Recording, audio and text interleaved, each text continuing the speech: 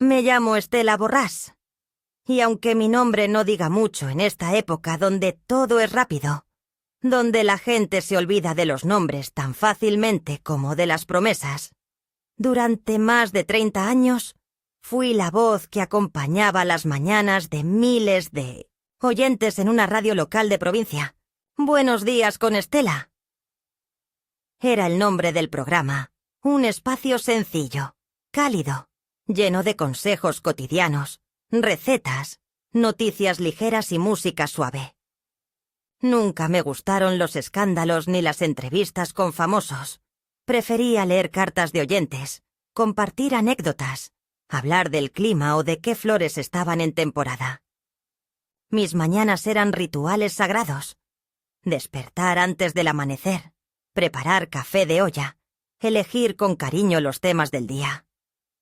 La radio era una extensión de mi hogar y de mi alma. Después de jubilarme, hace ya una década, mi voz se apagó en los micrófonos, pero no en mi interior. Aún me sorprendo murmurando frases al viento como si tuviera un público invisible, imaginando que alguien, en alguna parte, todavía me escucha. Mi esposo Ernesto solía decir que había nacido para hablarle a los silencios, para llenar los espacios vacíos con palabras que no dolieran.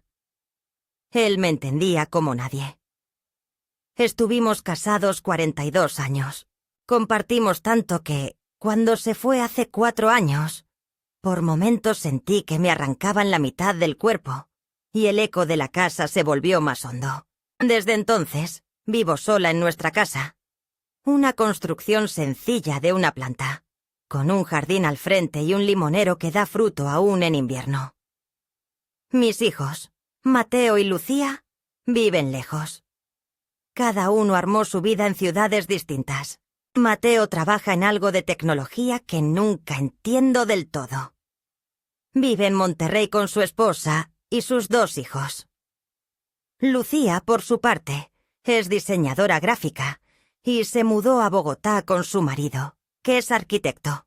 Ambos me llaman de vez en cuando, siempre apurados, siempre con poco tiempo. Mamá, te prometo que esta vez sí iremos a visitarte, pero el trabajo se nos vino encima. Esa frase se volvió un estribillo repetido. No tengo redes sociales, nunca me interesaron. Me parecía que exponer tanto la vida le quitaba valor a lo íntimo. Pero sí tengo televisión por cable, y a veces los veo a ellos, sin querer. No por su profesión, sino porque viven en ciudades que aparecen en los noticieros, en programas de viajes, en segmentos de estilo de vida.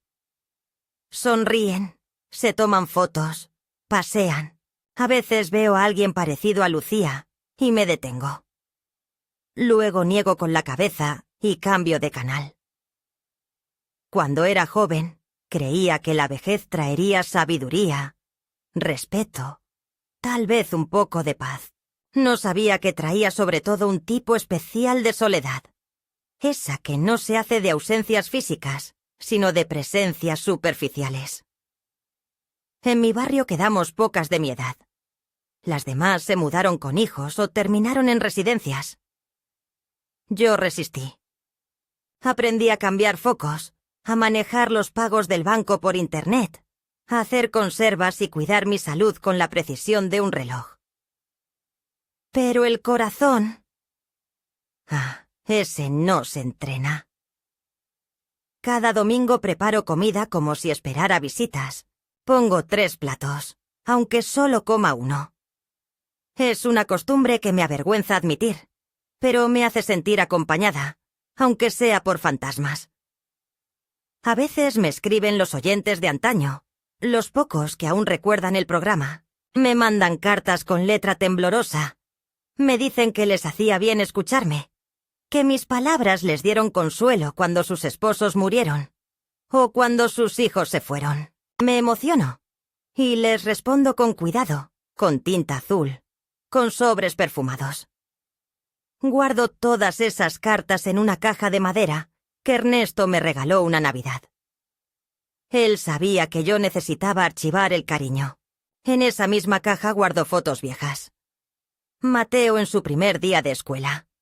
Lucía disfrazada de mariposa en la kermés. Ernesto con la cara llena de harina por una rosca de Reyes. Esas imágenes son mi linterna en los días grises. Recientemente, algo en mi cuerpo me alertó de que el tiempo corre más rápido de lo que imaginamos.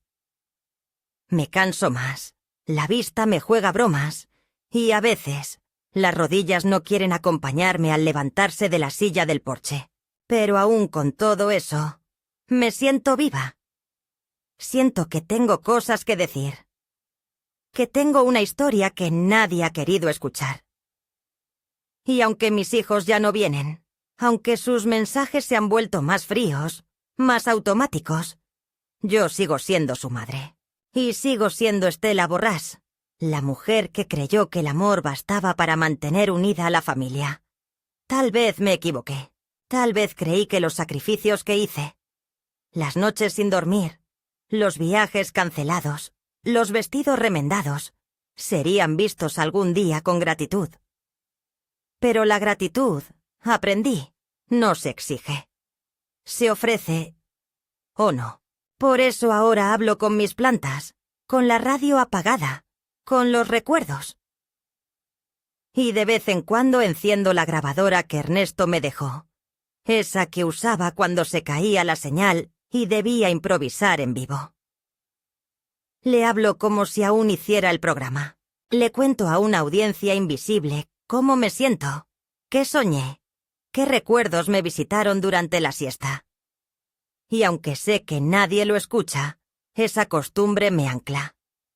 Me recuerda que existo. Hoy desperté con un presentimiento, uno de esos que no se explican, pero que pesan en el pecho. Miré por la ventana y vi que el limonero tenía una rama rota. No hubo tormenta anoche. No hay razón lógica. Pero ahí estaba, como un presagio. Me serví café. Abrí la ventana y el aire olía distinto. Como si el mundo estuviera a punto de decirme algo. No sé qué será, pero presiento que algo se mueve, que algo vendrá. Y por primera vez en mucho tiempo, me senté a escribir no como una costumbre, sino como una necesidad. Porque esta es mi historia. Y aunque no tenga a quien contársela, aunque mis hijos no la quieran oír, necesito decirla. Necesito pronunciar mi verdad antes de que el silencio me cubra del todo.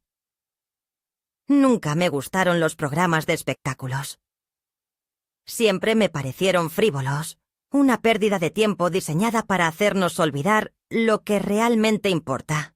Pero esa mañana, mientras barría la galería con mi taza de café enfriándose en la baranda, el control remoto cayó al suelo. Y al levantarlo, presioné sin querer un botón que me llevó a un canal de entretenimiento. Iban a mostrar un reportaje en vivo desde un complejo turístico en las playas de Tulum. Uno de esos sitios donde las palmeras parecen pintadas. El cielo tiene un azul más profundo que la memoria. Y las sonrisas son eternamente blancas. Iba a cambiar de canal, lo juro. Pero algo en la voz del reportero me retuvo.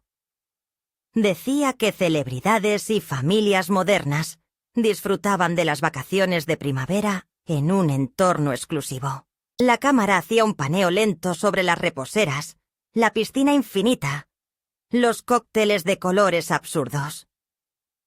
Y entonces lo vi. Primero pensé que era un error, una coincidencia. Pero luego, con el siguiente enfoque, ya no hubo dudas. Esa era la sonrisa de Lucía. La misma sonrisa que vi por primera vez cuando aprendió a andar en bicicleta sin rueditas. La misma que me ofrecía desde la cabecera de la cama cada vez que tenía fiebre, y yo le cantaba bajito para calmarla. Allí estaba ella, bajo una sombrilla de lino blanco, con un vestido de lino, gafas de sol y una copa en la mano. A su lado su esposo reía mientras jugaba con uno de mis nietos en la piscina. Y detrás, como si el universo hubiera decidido mostrarme toda la verdad de golpe, apareció Mateo, con su mujer y los 2 niños, tomándose una selfie grupal. Todos juntos. Riendo. Relajados. Bronceados. En familia. Sentí como el mundo se me vaciaba. Fue como si me hubieran arrancado de cuajo algo interno, algo que yo ni siquiera sabía que estaba aferrado. Me quedé paralizada frente a la pantalla. La cámara se detuvo brevemente en ellos, justo en el momento en que Lucía levantaba su copa y decía, con esa risa que conozco mejor que mi propia voz: «Por fin libres de mamá». Lo dijo como quien hace un chiste, como quien se burla sin esperar ser escuchada por quien importa. El reportero soltó una risa cómplice sin entender el contexto, y la imagen cambió a otra parte del hotel. Pero ya estaba hecho. Yo lo había visto. Lo había escuchado. Congelé la pantalla con manos temblorosas y tomé una foto con el celular viejo que casi nunca uso. No sé para qué lo hice. Quizá como un reflejo, como una prueba contra el autoengaño que me ha sostenido tanto tiempo. Tal vez porque en el fondo sabía que si no lo documentaba, luego trataría de convencerme de que fue una alucinación, una coincidencia cruel. Pero no. Era real. Mis hijos, que durante meses me dijeron que no podían visitarme porque no había tiempo, porque el trabajo estaba imposible, porque los niños estaban con mucha tarea. Estaban todos en un resort de lujo celebrando unas vacaciones familiares. Todos menos yo. Apagué la televisión de golpe, como si eso pudiera borrar lo que había visto. Me senté en el sillón del living, ese que compramos con Ernesto en una feria de muebles usados y que aún cruje en la misma madera que nuestras primeras discusiones. Ahí me quedé, inmóvil. Sentí que la casa entera había presenciado la traición, que las paredes, el piso, los marcos de las fotos colgadas en la pared, esas mismas donde Lucía sonríe con dientes de leche y Mateo con su uniforme escolar, me miraban con una mezcla de pena y resignación. No lloré. No enseguida.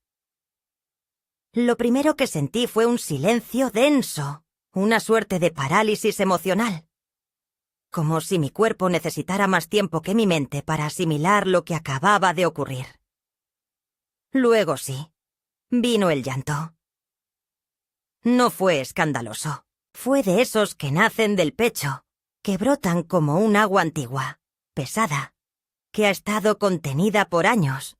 Lloré en silencio, como aprendimos a llorar las mujeres de mi generación. Lloré como quien despide a alguien que aún no ha muerto, pero ya no volverá a ser el mismo. Más tarde, cuando pude respirar sin que doliera, fui a la cocina y puse agua para té. Mi forma de buscar consuelo.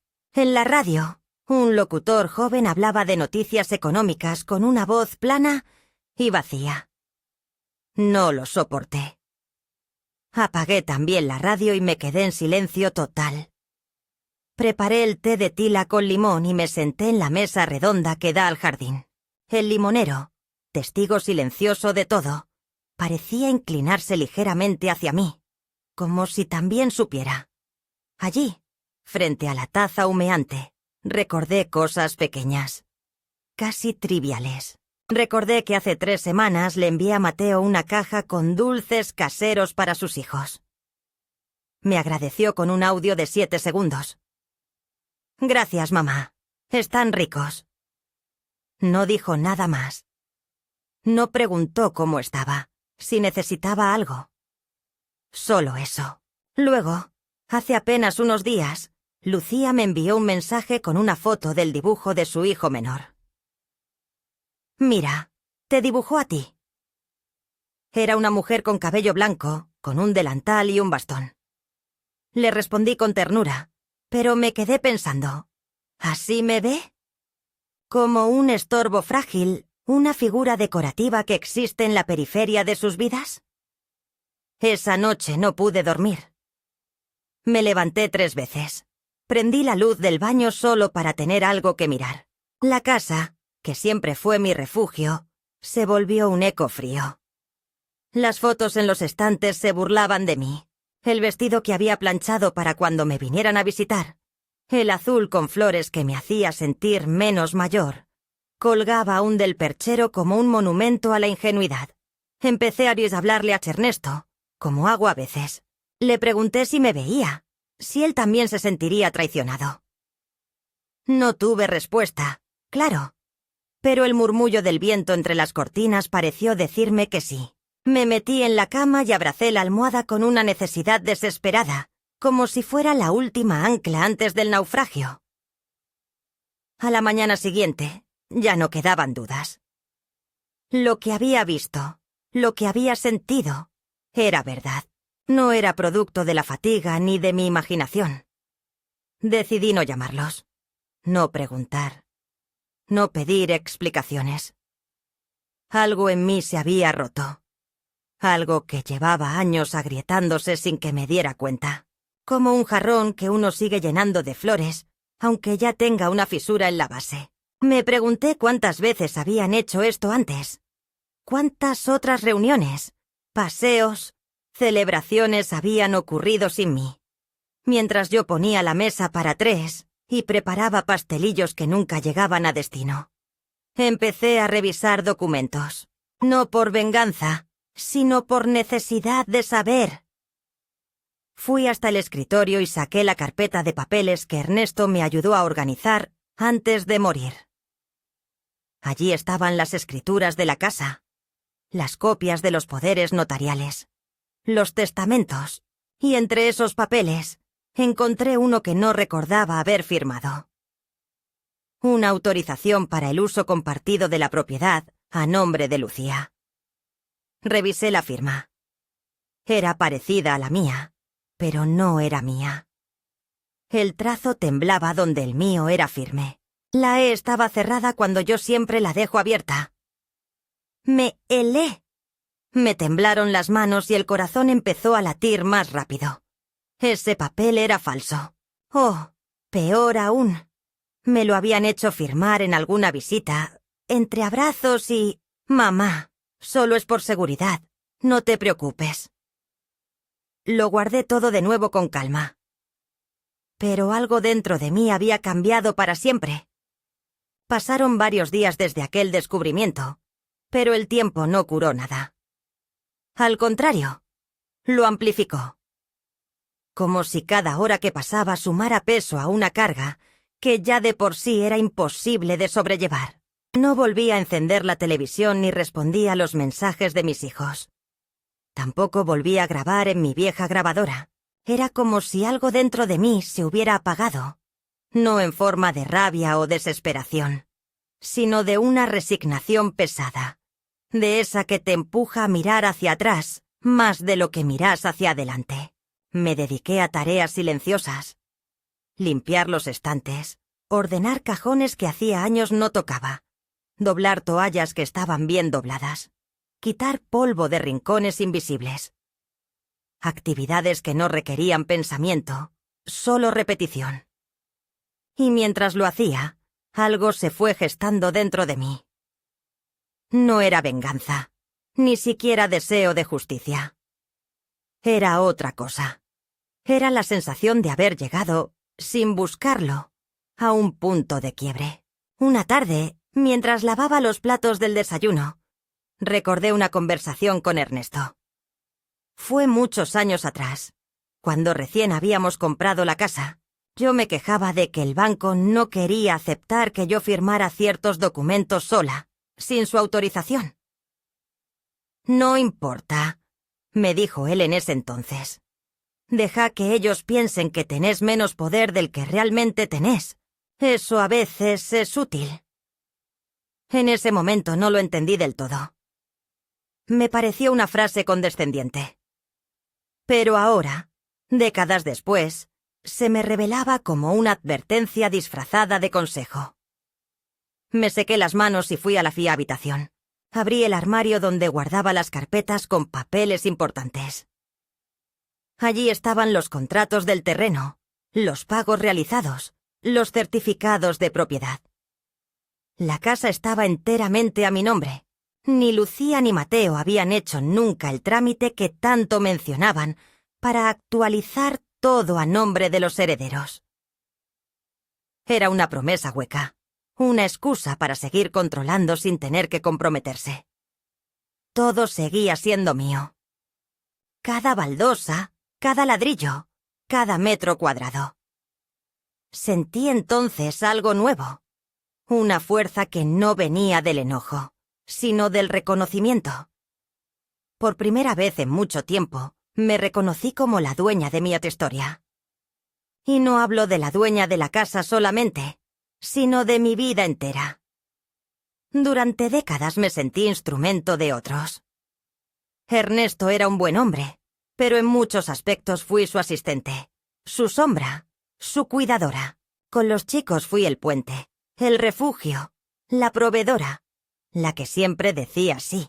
Yo era la que firmaba los permisos, cocinaba en las madrugadas, cosía los disfraces, llevaba y traía mochilas, escuchaba penas adolescentes, escondía preocupaciones para no preocuparlos a ellos. Nunca hubo reciprocidad, no porque fueran crueles, sino porque crecieron con la certeza de que mamá siempre estaría. Pero ahora, después de esa imagen en televisión, después del brindis de Lucía y de la firma falsificada, ya no podía mirar atrás con los mismos ojos. Me senté con una libreta sobre la mesa de la cocina y comencé a escribir.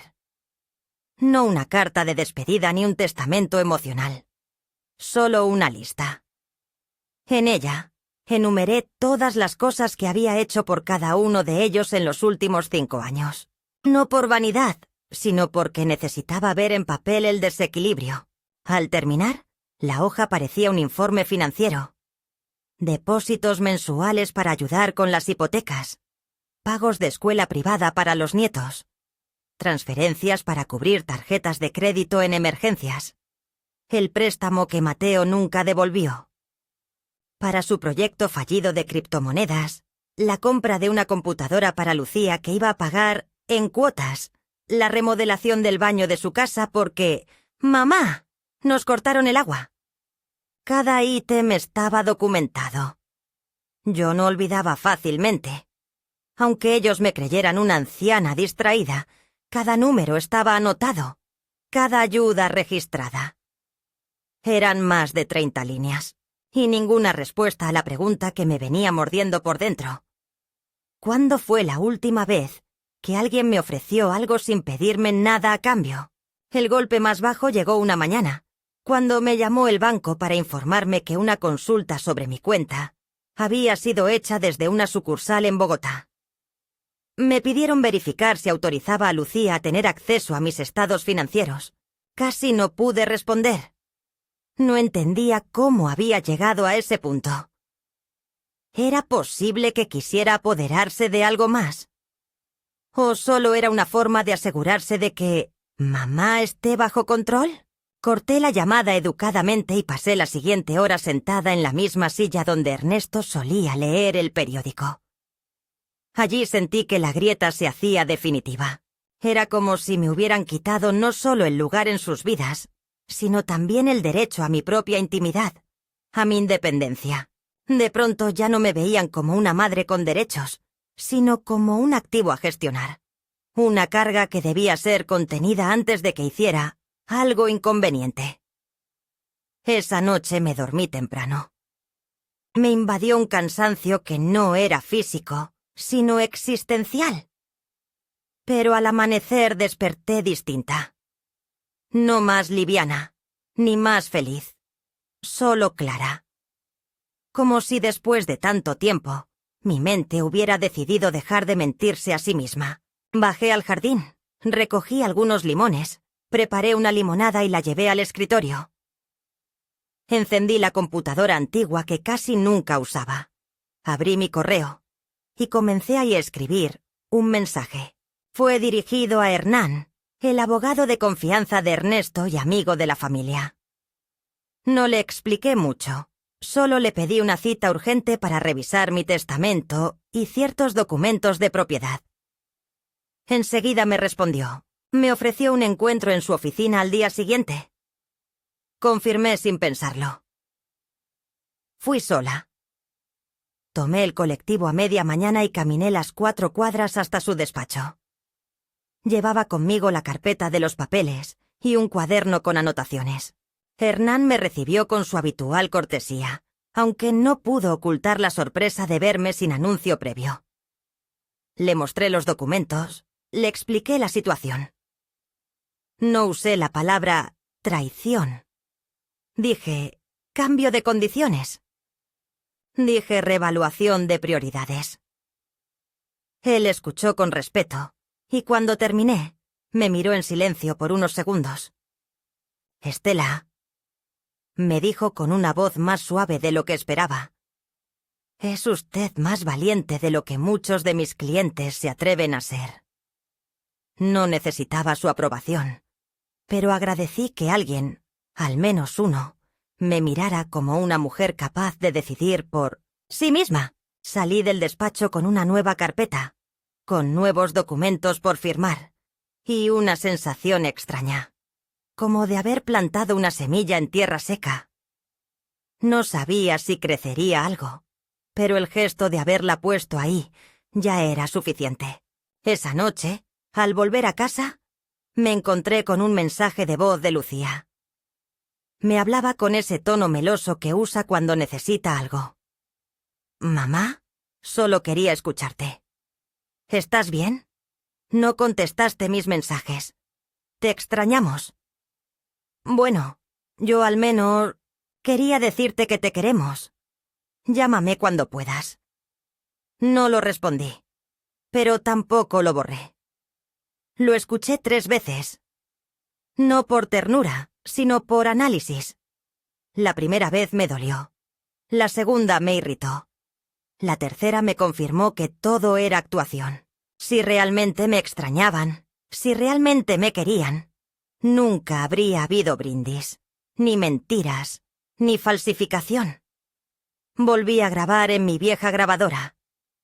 Esta vez no fue una carta a Ernesto.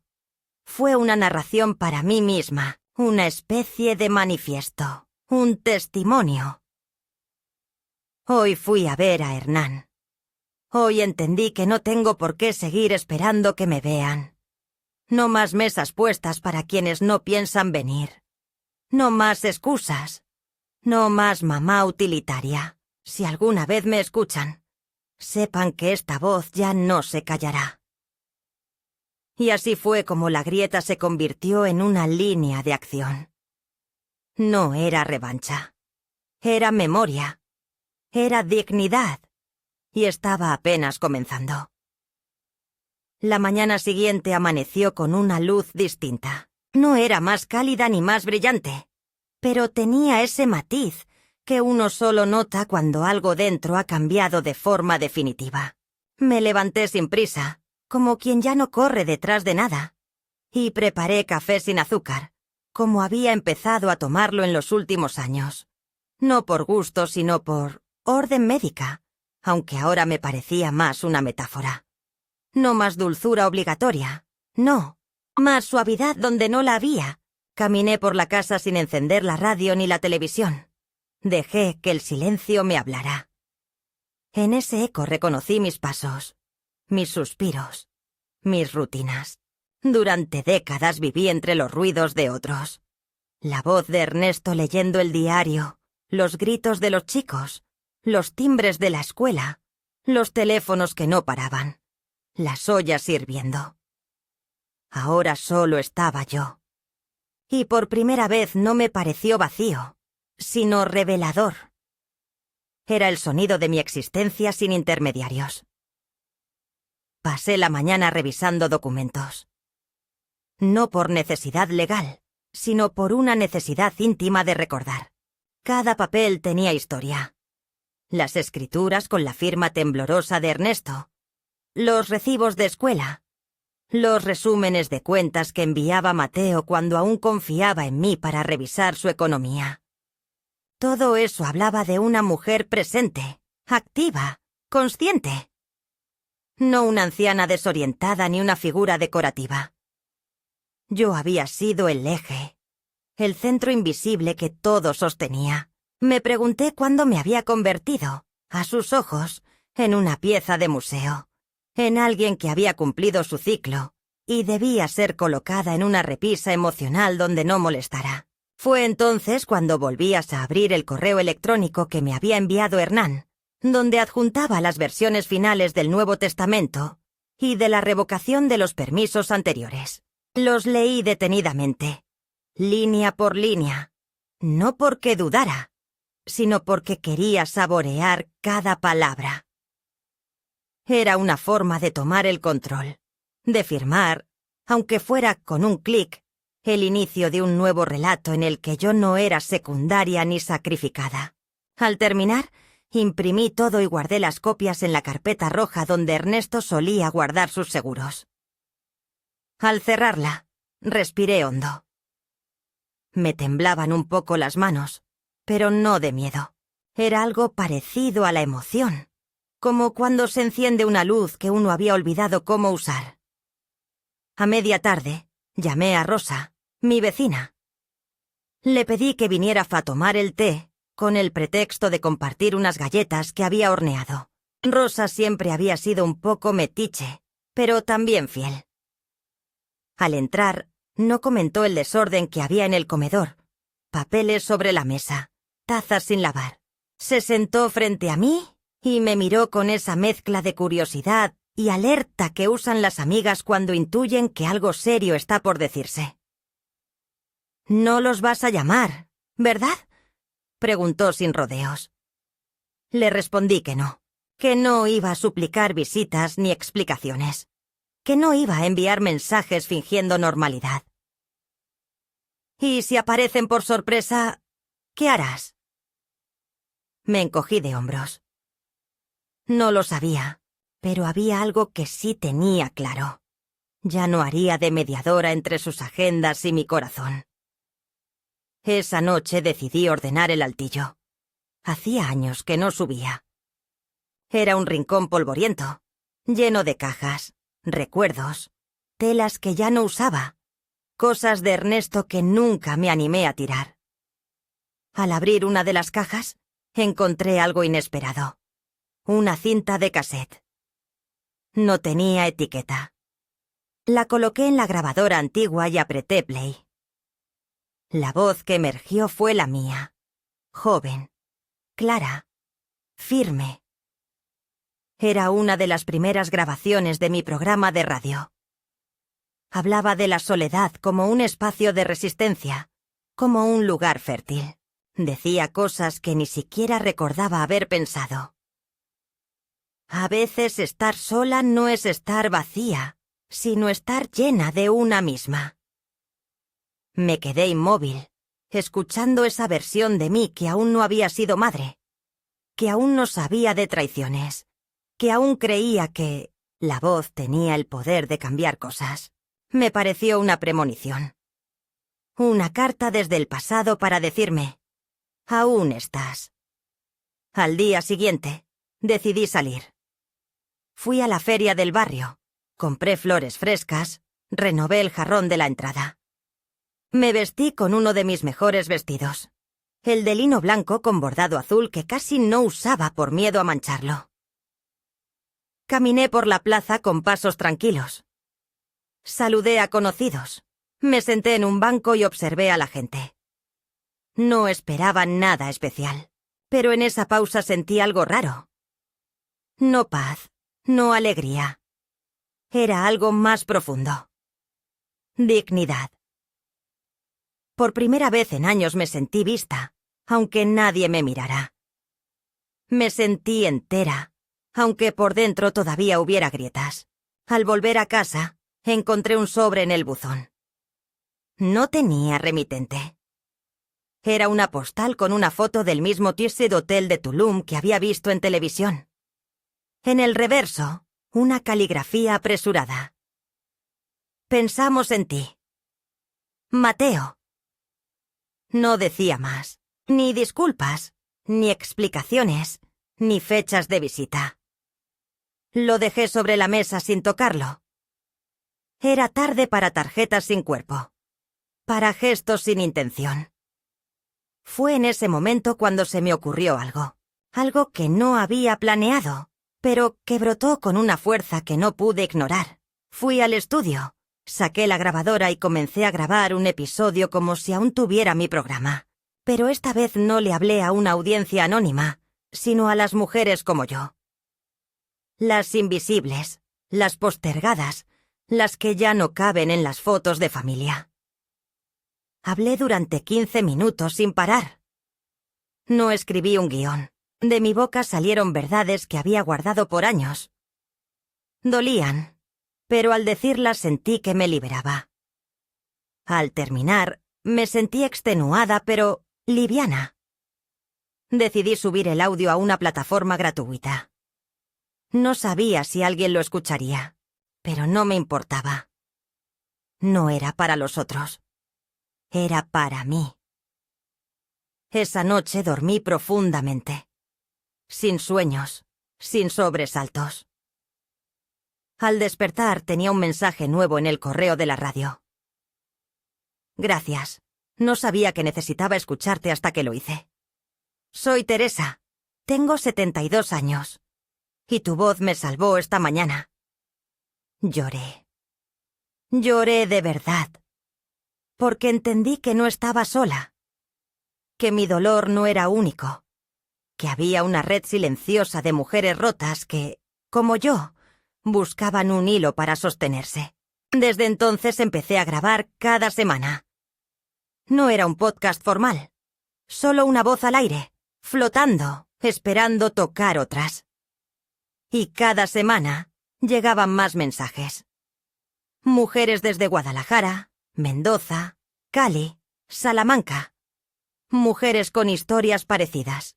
Mujeres que habían sido borradas de las agendas de sus hijos, que vivían en casas grandes y vacías, que aún cocinaban por costumbre, que aún esperaban llamadas que no llegaban. Y yo les hablaba. No como consejera, sino como hermana de camino. Una de ellas, Rosa Emilia, me escribió algo que aún guardo. Cuando te escucho, no siento que hables, siento que me abrazas. Entendí entonces que esa era mi nueva voz. No la de la radio matutina con jingles felices, no la de la mamá siempre disponible. Era la voz de la mujer que renace desde sus propios escombros. Y eso era suficiente. El punto medio no fue una revelación. Fue una decisión. Silenciosa, firme, irreversible. Ya no esperaba que ellos cambiaran. No les escribiría cartas largas ni dejaría flores en los cumpleaños. No pediría explicaciones ni fingiría comprensión. Había elegido otra forma de amor. Una donde yo también importaba. Una donde mi voz no era un eco, sino una semilla. Y aunque no supiera a dónde me llevaría todo esto, por primera vez en mucho tiempo, me sentí en el lugar correcto. La tarde en que recibí el mensaje de Lucía diciendo que venían a visitarme fue, curiosamente, una de las más tranquilas que había tenido en semanas. No me generó entusiasmo, ni ansiedad, ni esa ilusión que en otros tiempos habría encendido en mí un frenesí de limpieza, horneado y puesta en escena de esa imagen de madre que espera, que recibe, que perdona. Lo leí sentada en la galería, con el sol cayendo suave sobre el limonero, y apenas levanté una ceja. Mamá, Mateo y yo vamos este fin de semana. Queremos hablar contigo. Te queremos. Eso era todo. Ni una palabra sobre la tarjeta del hotel, ni sobre los mensajes no respondidos, ni sobre la firma falsificada. Nada que reconociera el elefante en la habitación. Y aún así, se presentaban. Venían a verme, pero esta vez no para que yo les ofreciera café y galletas como una criada silenciosa. No. Esta vez yo los esperaría con la verdad sobre la mesa. Pasé los días previos sin agitarme. Fui al mercado, compré pan fresco, preparé un guiso sencillo. No porque quisiera agasajarlos, sino porque yo también tenía derecho a un almuerzo digno. Limpié la casa, pero no escondí los papeles. De hecho, los dejé a la vista, en el escritorio. Los nuevos documentos firmados con Hernán. Las notas manuscritas donde detallaba cada una de sus omisiones. Y cada uno de mis actos de amor no correspondido. Quería que los vieran. Quería que los tocaran. Que supieran que esta mujer no solo recordaba, sino que ahora escribía, firmaba, decidía. Y también imprimí las respuestas que había recibido de las mujeres del programa. Una pila entera de correos, todos escritos con el alma. Los acomodé junto a las fotos de mi programa de radio, para que quedara claro que mi voz, aquella que ellos habían dejado de escuchar, aún tenía eco en otras partes. Llegaron un sábado al mediodía, juntos, como en los viejos tiempos, cuando los traía de la mano al mercado o al dentista.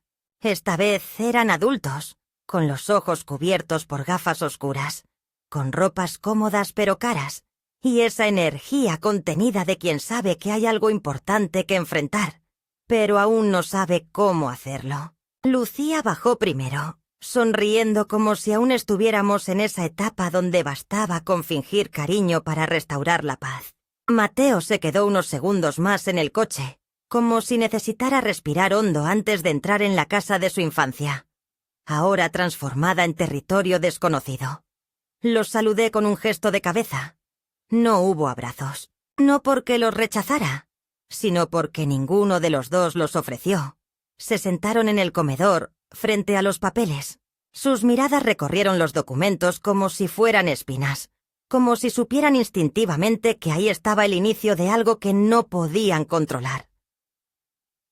«¿Qué es esto, mamá?», preguntó Lucía, tocando con la yema de los dedos una de las hojas. «¿Por qué nos haces esto?».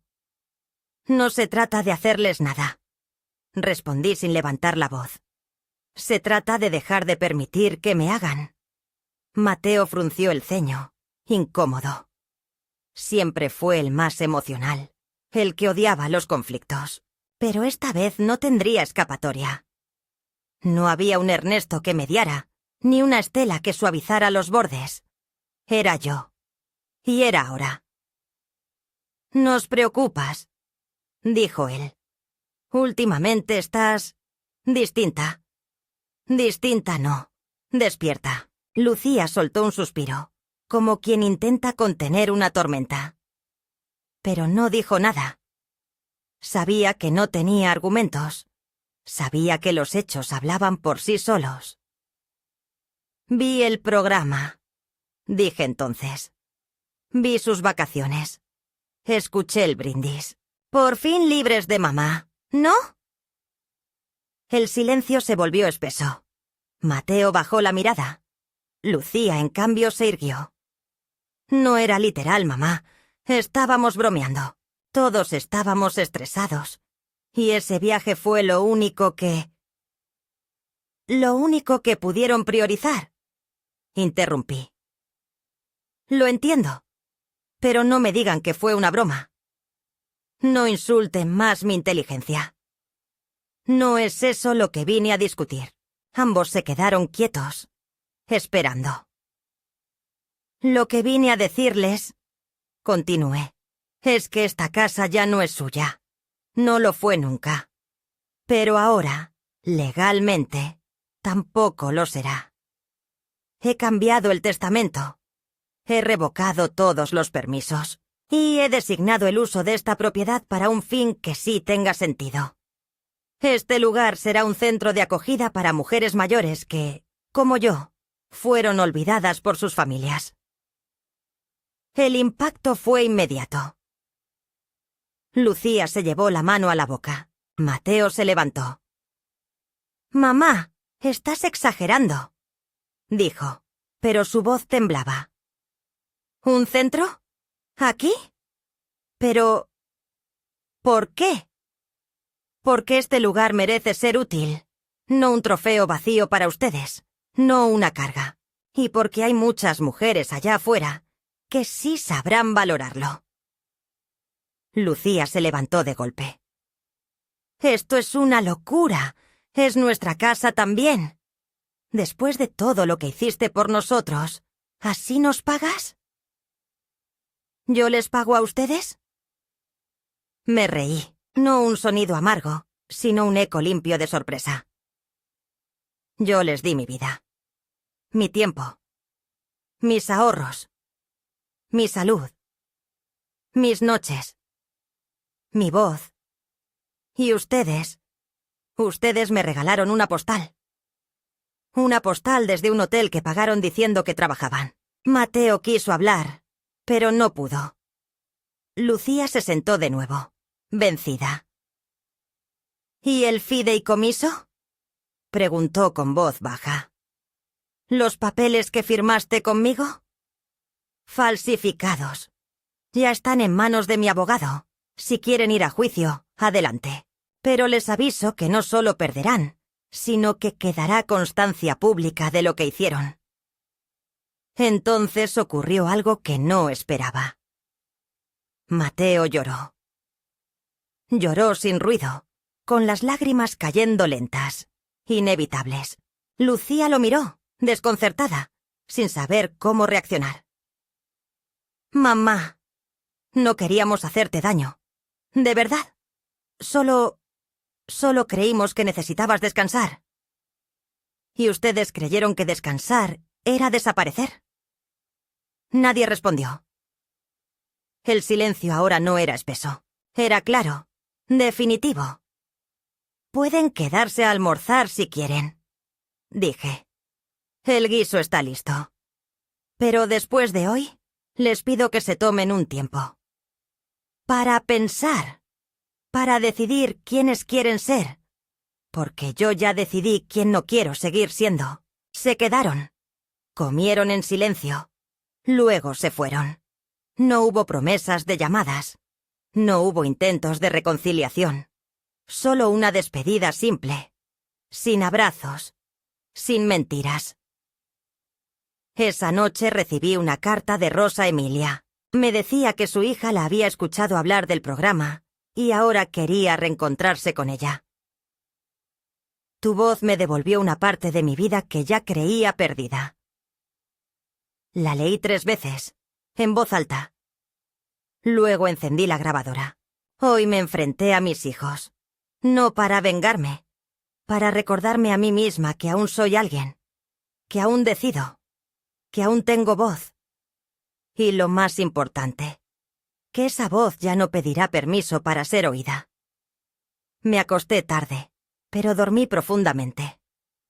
El limonero crujió con el viento y sentí, por primera vez en mucho tiempo, que la casa respiraba conmigo. Y en esa respiración compartida, supe que el final no era una pérdida, sino una forma distinta de empezar.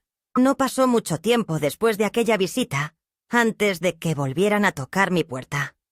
Fue un viernes al mediodía, con el sol alto y un calor pegajoso que parecía anunciar que algo se cocía bajo la superficie. Algo espeso y difícil de ignorar. Escuché el timbre mientras regaba las plantas del porche. Y sin apurarme, dejé la manguera cuidadosamente enrollada antes de caminar hacia la puerta con la calma de quien ya no espera buenas noticias ni disculpas sinceras.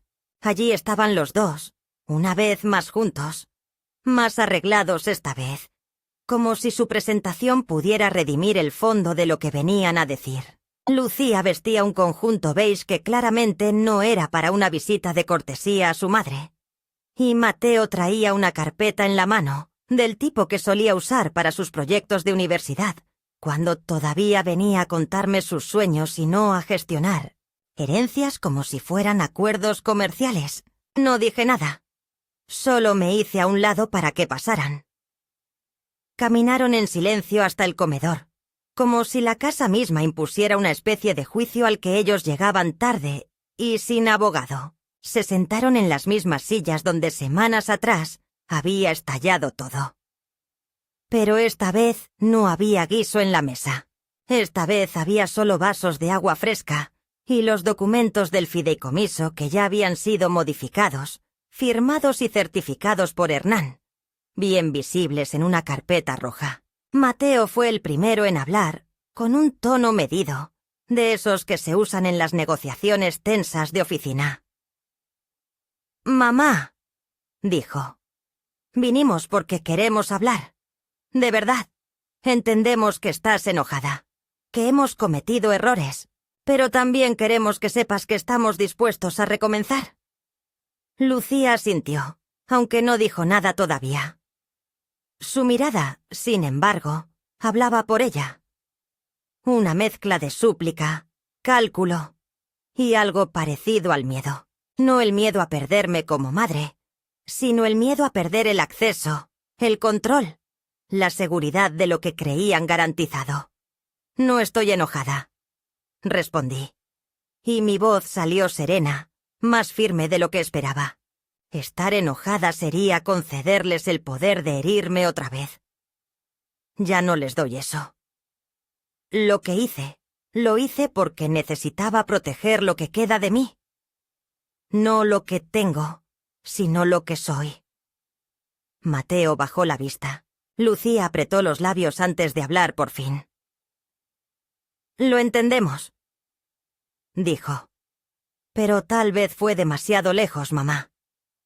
Tú misma nos enseñaste que la familia es lo más importante, que siempre hay que perdonar». «Sí», respondí, «pero también les enseñé que hay que asumir consecuencias.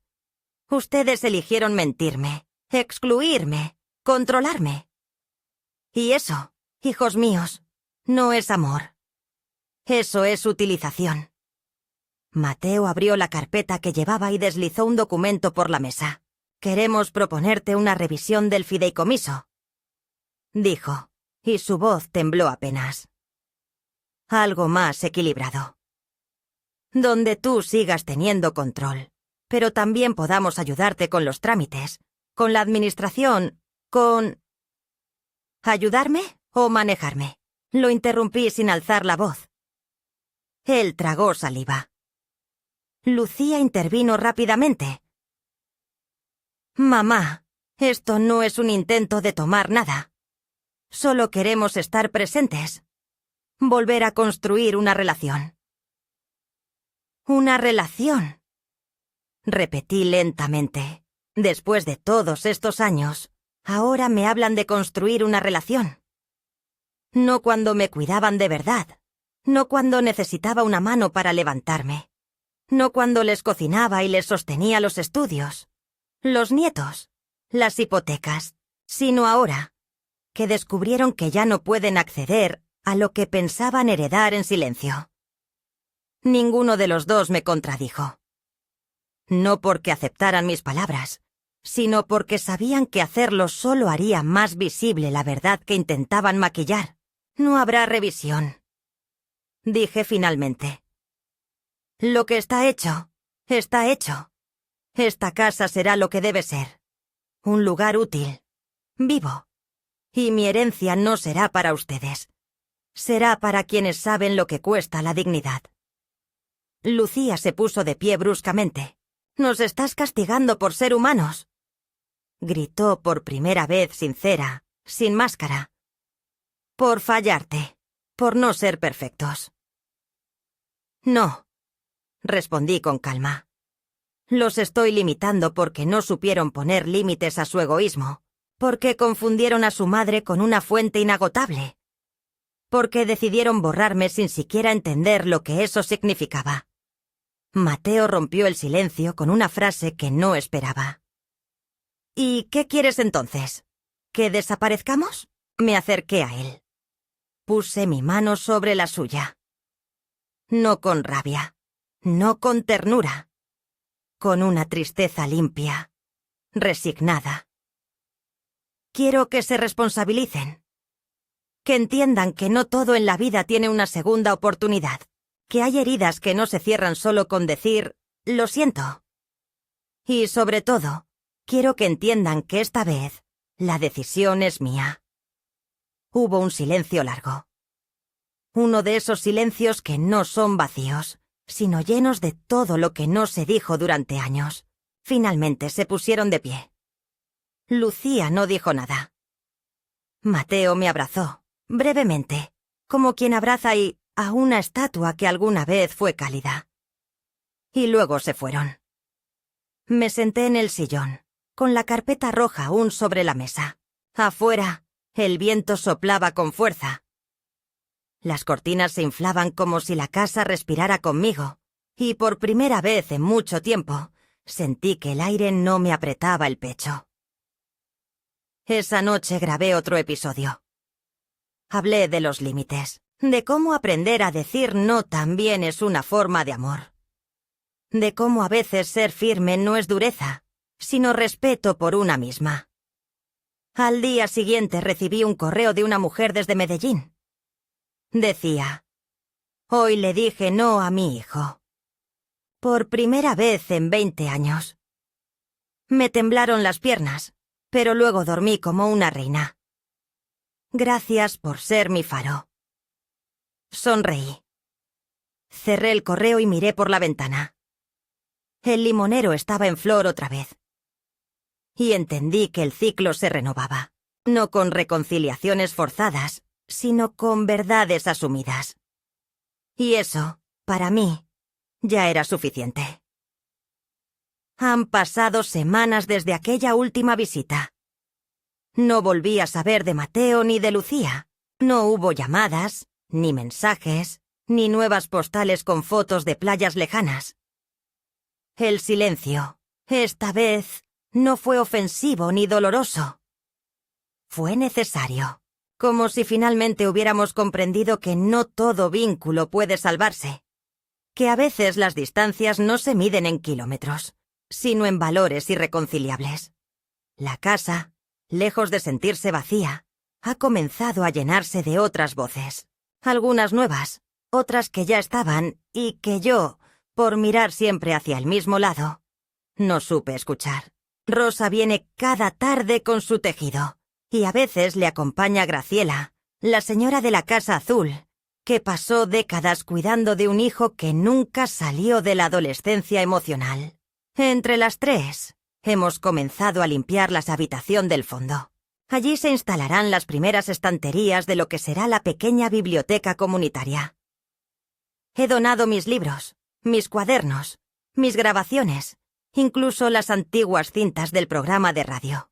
Algunas tardes, mientras el sol baja lento, los ponemos a sonar y nos reímos de lo diferente que era el mundo hace apenas 30 años. Mi voz joven nos hace compañía, como si viniera a recordarnos que la vida, aun con sus quiebres, siempre encuentra modo de volverse a narrar. El proyecto de la Casa Refugio avanza con pasos lentos, pero firmes. Hernán me ha puesto en contacto con una fundación que trabaja con mujeres mayores en situación de abandono. Vendrán trabajadoras sociales a evaluar las posibilidades del espacio. Y me emociona pensar que, dentro de poco, este lugar que por tanto tiempo fue escenario de mi soledad, pueda convertirse en refugio para otras. No será un hogar como los que aparecen en los folletos del gobierno, con habitaciones numeradas y pasillos blancos. Será algo más íntimo, más digno. Una casa de mujeres, para mujeres, con jardín, con limonero, con radio encendida y olor a sopa recién hecha. Una casa donde no se mendigue afecto, donde no se pidan disculpas por envejecer, donde cada una tenga derecho a su historia sin ser interrumpida por el desprecio de quienes creen que la edad es sinónimo de obsolescencia. Hace unos días, al abrir la puerta del buzón, encontré un sobre sin remitente. Dentro había una carta escrita con la caligrafía apretada de Lucía. No traía disculpas, ni explicaciones, solo una frase. No sé si lo entiendas, pero estoy empezando a ver. No contesté. No porque no me importara, sino porque entendí que a veces la paz no se construye con respuestas, sino con pausas. Tal vez ella también necesite su proceso, su caída, su reconstrucción. Ya no me corresponde a mí guiarla. Ya no soy el faro de esa familia.